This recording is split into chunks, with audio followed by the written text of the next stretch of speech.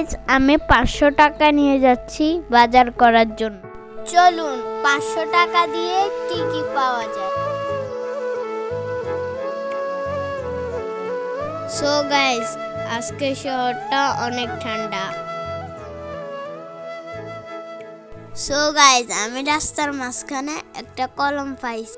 দেখুন, এটাতে লেখা বসে। চলুন বাজারের ভিতরে যাওয়া যাক। সো গাইস, আমি এখন আছি ফেনীর সবচেয়ে বড় বাজার। এই বাজারে সবসময় অনেক মানুষ থাকে। সো আজকে তেমন কোনো মানুষ দেখা যাচ্ছে না। আজকে বাজার আসছিলাম মাছ ও সবজি কেনার জন্য। দোকান বন্ধ থাকার কারণে তাই মুরগি কিনে নিলাম। সো গাইস, আজকে এমন হলো কেন? সব দোকানপাট বন্ধ কেন?